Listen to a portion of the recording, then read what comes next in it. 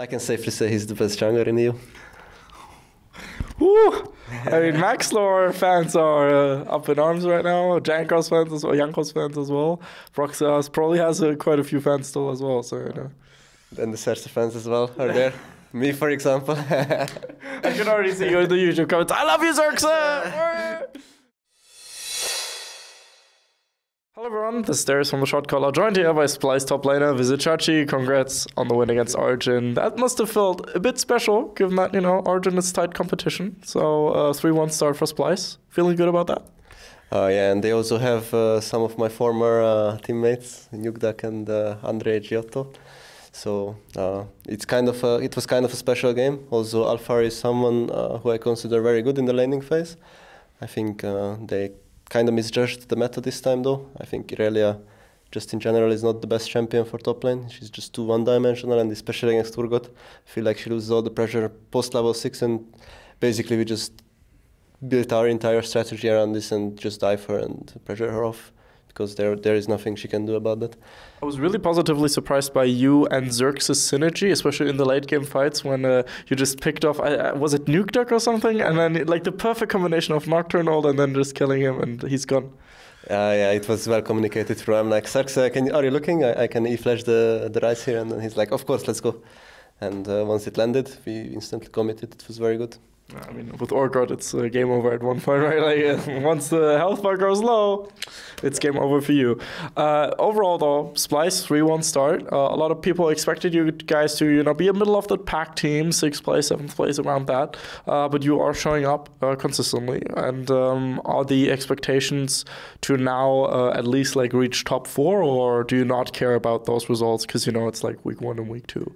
Yeah, exactly. I'm personally not really looking to set expectations of what we want to achieve, because I think that kind of limits you.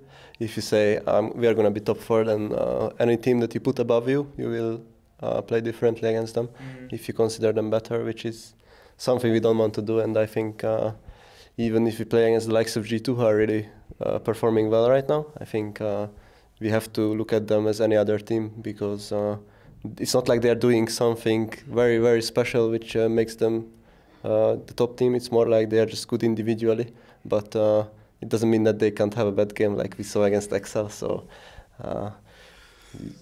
individual performance, as long as it's stable from our side as well, then those games can look very even as well. Of course, there are ways to abuse that in the same way that, for example, Schalke abused Fnatic's bot lane today. You know, you just see certain situations, and when you see those picks and you can enter that, of course, G2 is also beatable. Same with Misfits. Excited for that matchup coming up soon. I honestly didn't expect Misfits to have such a good start. People hyped them a lot as the super team, but when we screamed them, it looked a bit different. The good old legend of Misfits being bad at scrims and then jumping everyone on stage. Yeah, they showed up quite a lot on stage, and they're looking like a really strong team as well. So I want to see first how they do against Vitality, which is just coming up right now. And if they manage to win that convincingly as well, then we can look at them as one of the top teams. So interestingly enough, Splyce and Schalke essentially traded top laners. And what was the decision making behind joining Splyce? Basically, for me, it was the coaching staff and Xerxe, and also I knew that Kobe is a very consistent ADC who impressed me a lot during also the playoffs.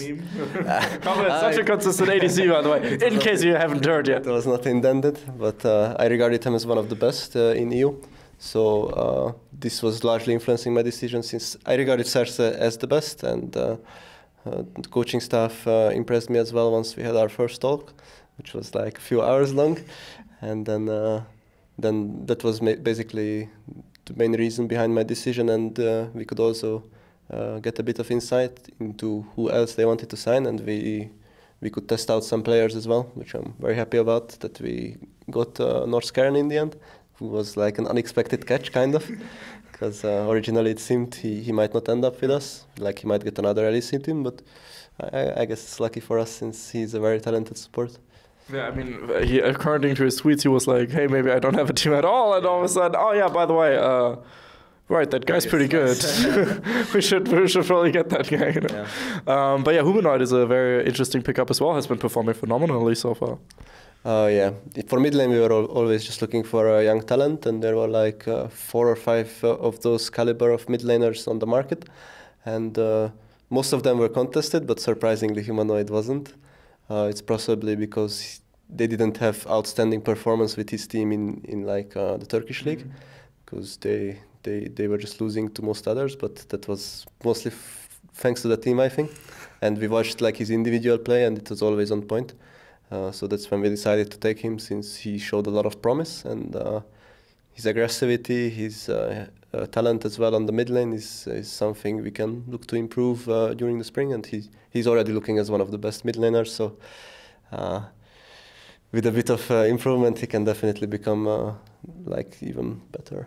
I mean, you played with Xerxe in his first split as well, and I'm pretty sure you praised him quite a lot as well, because obviously Xerxe was phenomenal in his first year on Unicorns. Xerxe's first year on Splyce was maybe not as good compared to his first year on Unicorns, of course. So did you know that joining the team, you and him would be able to work together and push yourselves to a higher edge again?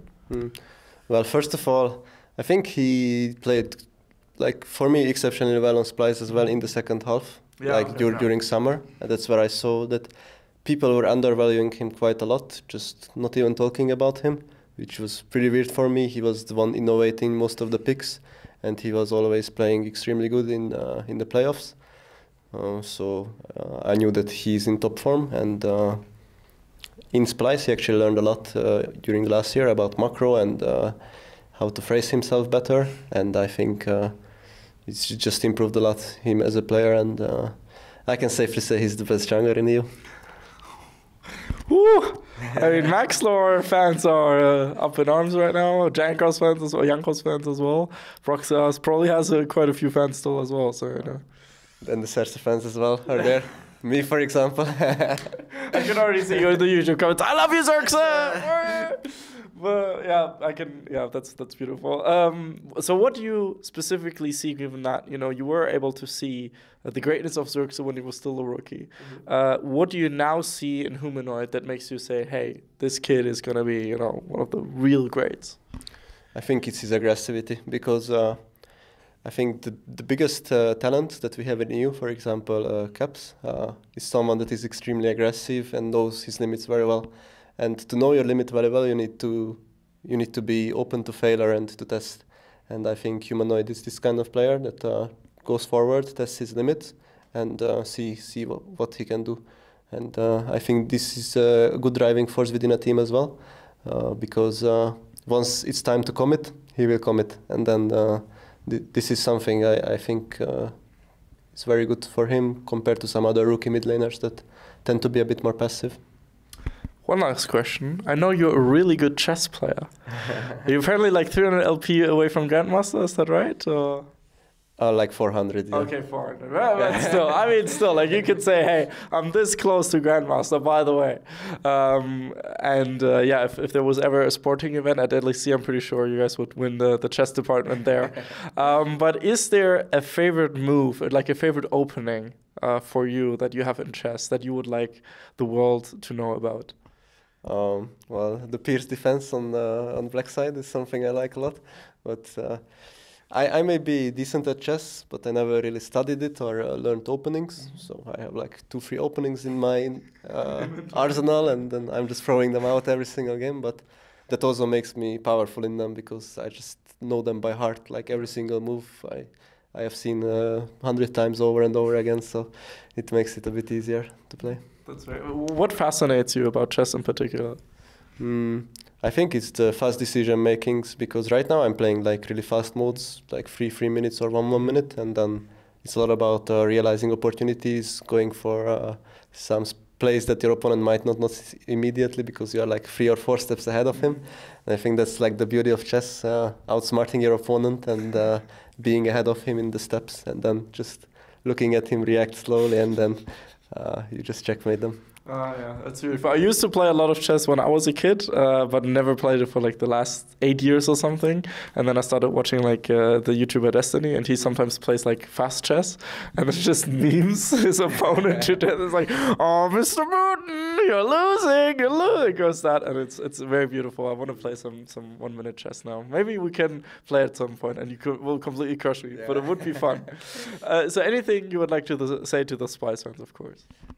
Yeah, thank you very much for the support, and looking forward to deliver some more results on the next weeks. Very excited for that, and a hashtag for everyone that watched until the end, your personal hashtag that you get to decide now. Hashtag Shotcaller. Hashtag Shotcaller. Still, it's an old one, but it's a good one. Thank you so much for your time, Chachi. And Darius from the Shotcaller. Hope you had a good day. Good day, guys. Thank you for watching. See you guys then. Bye-bye. We'd especially like to thank Krzysztof Buchnevich, Etienne, Thomas Göttel, Dominik Bolze, Lazy Raven, Erich Althaus, and Macic for your support, and of course all the other people whose names you see scrolling past you on the screen right now. Without you, our work wouldn't be possible. Thank you.